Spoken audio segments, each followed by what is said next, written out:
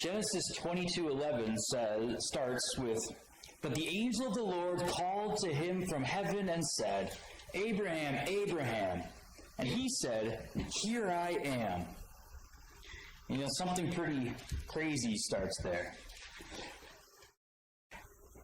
But Abraham, up to this point, had experienced what we might say was already more than his fair share of testing, since God had called him. With mixed successes, really. You know, first this God who's unknown to him, really, calls him out and tells him to leave his homeland, to leave his father's house. He does pretty good, you know. He listens and he goes. That takes a lot of faith. I'm not sure that we always think about that. That if God called you to get up and go and leave your family and go to another land, that takes a lot of faith. But especially in Abraham's case, this is a God that at this point, he doesn't know God. But then God reaches out to him, and he goes. Later, we see him traveling to Egypt with his wife Sarai at the time, where he has her pretend to be his sister for a time out of fear in Genesis 12. Well, you know, I don't think he did so well on that test. We see his nephew Lot captured, and he has to go and rescue him. That's pretty trying. Later again, he pretends Sarah is his wife when dealing with King Abimelech and the Philistines. Not good. I don't know about you, but when I'm reading some of these stories, I start to wonder, God, did you make the right choice with him? I mean, yeah, he trusted you enough to follow you when you asked him to leave his homeland, but like he's given his wife to another man because he's afraid that you're not going to protect him. Like, God, what's going on here? And one of the greatest tests up to this point for Abraham really seems to be waiting. Waiting on God. Also, with relatively mixed success. I don't know about you, but waiting is often also the hardest test in my life. Not a patient person. But you see, when God called Abraham, named Abram at the time, he was about 75 years old. And God made Abram some promises. You know, he promises to bless Abram, to make his name great, to make him into a great nation, and to make him a blessing to those other nations. And then in Genesis 12, later, God promises the land of the Canaanites to Abram's offspring. Well, Abram has no offspring yet. He's getting pretty old. And then God goes and tells him that he will actually give him his very own son. And that his offspring will actually be as many as the stars in the sky or as the grains of sand. 10 years later, Abram and Sarai seem to be tired of waiting, and they decide to help God out. You know? Maybe God didn't mean that Sarah would give birth. And so they decide to use a servant to give Abraham his offspring, helping God out, you know? So Abram has a child with his wife's servant Hagar. In the long run, this actually causes more heartache and pain for everybody involved. Because this wasn't actually God's plan. They needed to keep waiting. So later, when Abram is 100 years old, his wife Sarah finally gives birth to Isaac. That's 25 years of waiting for God to fulfill one of his promises. This child of promise is born, and everything is great. The test is over, he thinks. Everything's great for a while. But after 25 years of waiting to have a son, Abraham is probably going to face his greatest test yet. One of the paradoxes of life is that tests seem to be for our own good. We don't like them.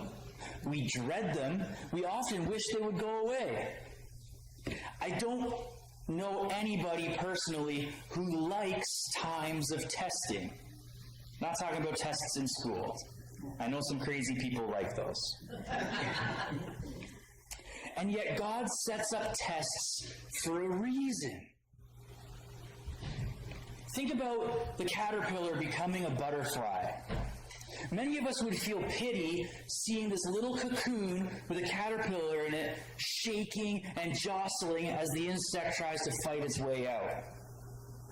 And a lot of people would feel moved and wish to help out by opening the cocoon a little to help the butterfly get out. But if we did that, we would find that the butterfly inside would actually be unable to fly because it didn't gain the strength that comes from the struggle of getting out of that cocoon on its own, of that test. And so we get to Genesis 22, and that brings us and Abraham to the mountaintop of testing of faith. Now, I have a short video clip. It's a trailer for a movie about Abraham and Isaac. And this takes some artistic license, right? The point is, I want to try and make this real for you, to engage some emotion for a second before we really dive into it.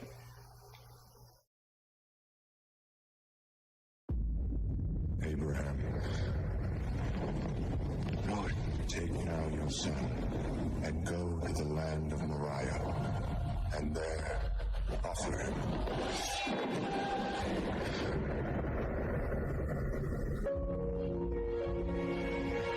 The Lord came to me last night. I must go to Moriah and make a sacrifice to him there.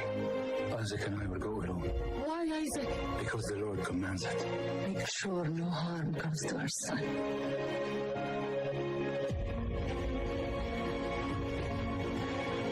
The road is a dangerous place, Abraham. The Lord has set us on this path. He will guide us.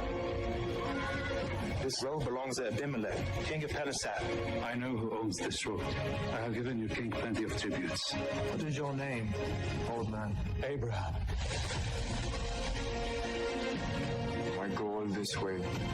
Go through all this effort? He has us do this in remembrance that death is the penalty for sin. You believe that? It's impossible. Is anything too difficult for the Lord? What's your purpose in this? If this is your judgment on me, Take my life, not his. everyone's blind until their eyes are opened. The Lord chose that man out of the wicked, that hope may endure. Take me!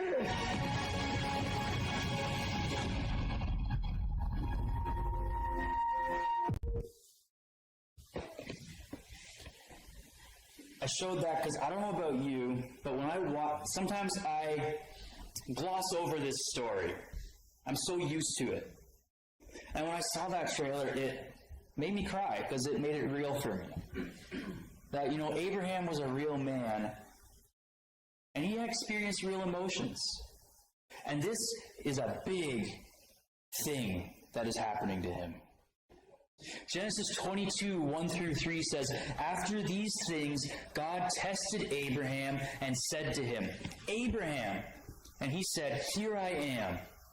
He said, Take your son, your only son Isaac, whom you love, and go to the land of Moriah, and offer him there as a burnt offering on one of the mountains of which I will tell you.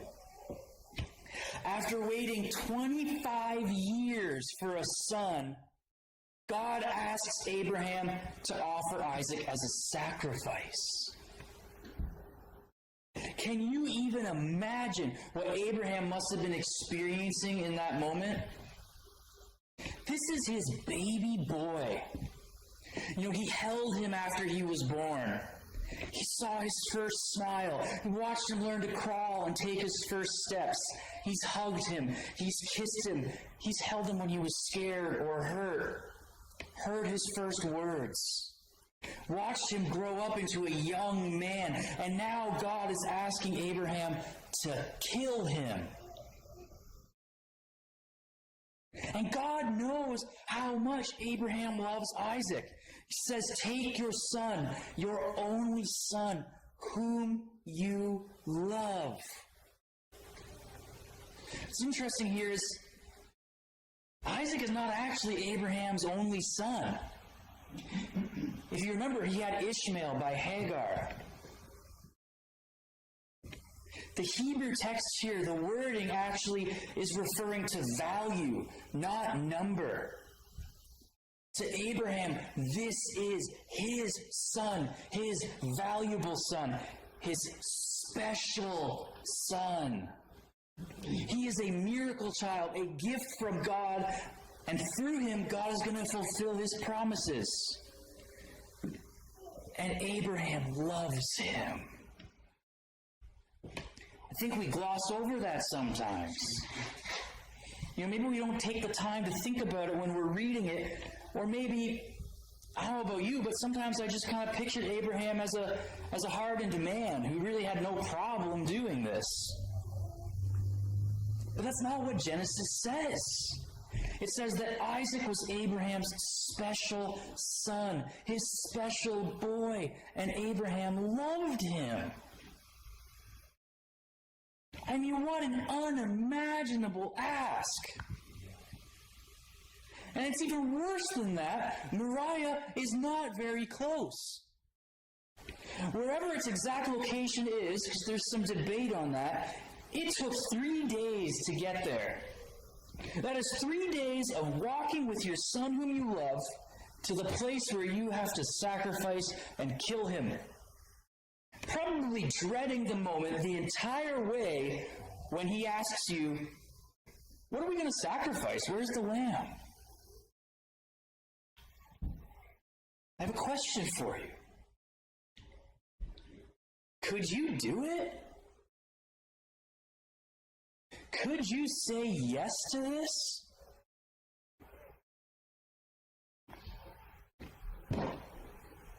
I don't think I could.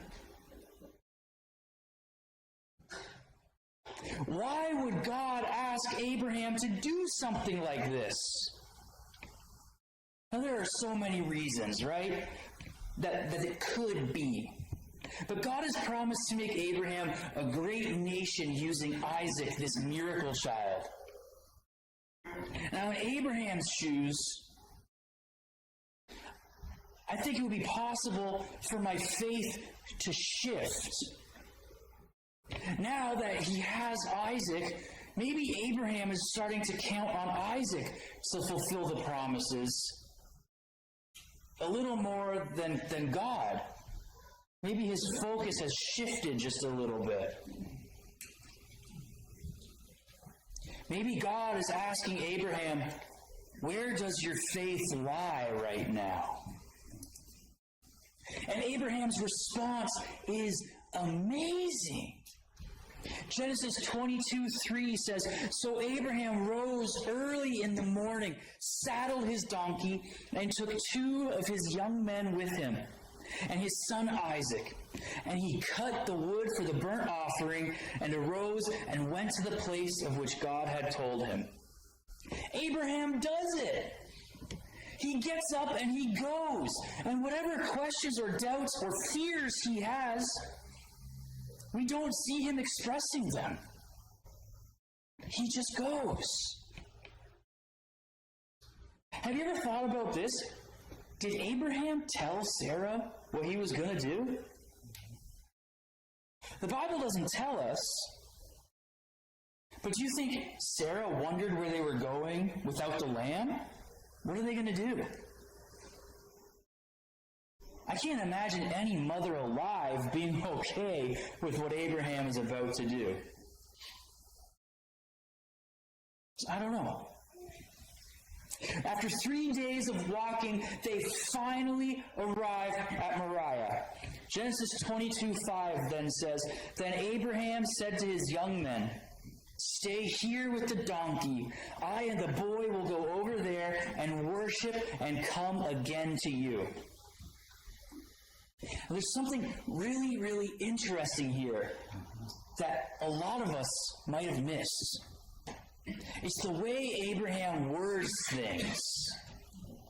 Abraham tells his servants that not only would he and Isaac go to worship, but that both of them would return. So this means one of two things. Either Abraham is deceiving them, he is misleading Isaac and his men and concealing the fact that he is going to sacrifice Isaac and come back alone, or Abraham believes that whatever's going to happen, he's going to return with Isaac. He is ready and willing to sacrifice Isaac, and for all he knows, he's going to have to do it. But he also expects God to do something. The New Testament book of Hebrews seems to take this as a statement of Abraham's faith that God would raise Isaac from the dead.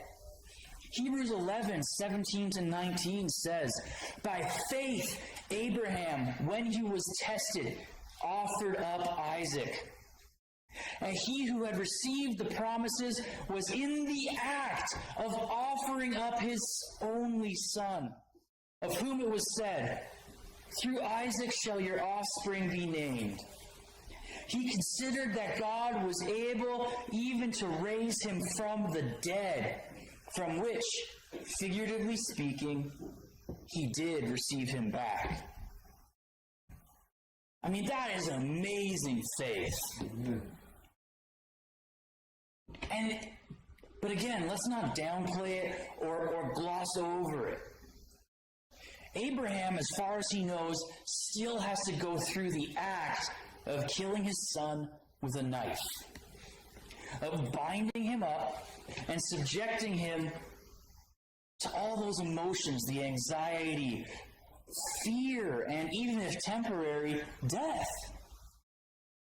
But he's ready to do this because he has faith. Now, this isn't some kind of weak faith that many people talk about today. It's a light, easy choice to believe that God can do something, but not really having to put our money where our mouth is. Yeah, I believe God can do that, but I'm never going to have to experience it. It's easy to say. Abraham, this is a deep, emotional, desperate faith. Abraham loves his son, and he is desperately clinging to God's promises, hoping against hope, begging, believing it to be true. He is holding on to God's promises so tightly, choosing to believe that this God who called him wouldn't do this if he didn't have a plan. This is real, raw faith. And even when Isaac asks Abraham the question that he must have been dreading, "Where's the lamb?" he clings to God's promises. He says, "God will provide." And so they go up the mountain. Genesis 22:9-10 says, "When they came to the place of which God had told him, Abraham built the altar there and laid the wood in order and bound Isaac his son and laid him on the altar on top of the wood. Then Abraham reached out his hand and took the knife to slaughter his son." There's another interesting detail here. It doesn't look like Isaac resisted. Verse 5 says that Abraham loaded Isaac up with the wood and Isaac carried it. And it's not a small amount of wood to build an altar. If Isaac was big enough and strong enough to carry all that wood, likely at least a teenager, he could have been able to resist. And there's a good chance that this young, strong man could have overpowered a 100-plus-year-old man if he wanted to. But there's neither record of a struggle or even a word of exchange. It seems that Isaac chooses to trust his father and ultimately God. And so it says Abraham takes the knife to slaughter his son. That is a strong, evocative word. It brings to mind imageries of slaughtering and butchering an animal. And it seems to be used here to heighten the sense of horror about what Abraham's about to do. This is intense. But then Genesis 22:11 through 13. But the angel of the Lord called to him from heaven and said, Abraham, Abraham. And he said, Here I am. He said, Do not lay your hand on the boy or do anything to him, for now I know that you fear God, seeing you have not withheld your son, your only son, from me. And Abraham lifted up his eyes and looked, and behold, behind him was a ram, caught in a thicket by his horns. And Abraham went and took the ram and offered it up as a burnt offering instead of Isaac. It's all a test. Don't go through with it. Now I know where your faith lies. Now I know you fear the Lord. I have a question, though, that rattles around in my head when I read that. Didn't God already know? Isn't God all-knowing? Didn't he always know what Abraham would do? So why test him if God already knows the outcome? I heard Don give the answer just now. For Abraham's benefit. Yes, I do. Now Abraham himself knows without a doubt where his faith lies. Even though Isaac is his heir, Isaac's not going to be the one to fulfill the promise. God is. And this testing proves that Abraham's faith is real. Not to God, but to Abraham. Abraham now knows for a fact that there is nothing he would withhold from God. And it has to have. It is impossible that it didn't bring him closer to God. Because he also now knows that God is good and God will always provide and he always keeps his promises. And we learn later, testing refines us. Psalm 66:10 likens our testing to being refined like precious silver. And 1 Peter 1:6-7 says that it tests the genuineness of our faith, which is precious like gold that has been tested by fire. It comes out better and stronger, refined, purer. So in our lives today, when you are being tested, because you will be tested, no matter how painful, take a lesson from Abraham and Isaac. It's for your own good. You will gain something out of it. Your faith will be refined and made purer. And when you come through the other side, you yourself will know your faith is the real deal. I really believe this. And your relationship with God will be stronger. in the middle of the testing, and I know it can be so hard. Follow Abraham's example and cling to God's promises. No matter how long or difficult, remember that God promises to always be with us. And according to Romans 8:28, He will work it all out for your good eventually. And He will provide. And just keep reminding yourself, God is good. This is hard, but God is good. He keeps His promises, and He will provide. I don't know about you, but this kind of seems like God is trying to prove something to us and to Abraham. That He picked the right person. He called the right person. You know, God has promised to make Abraham into a great nation that blesses the world. But it's more than that. You know, we're journeying through the story, God's story, from creation all the way to salvation in the end. And last week we talked about Adam and Eve and how they were made to be in relationship with God and to bear His image, to make Him visible in creation.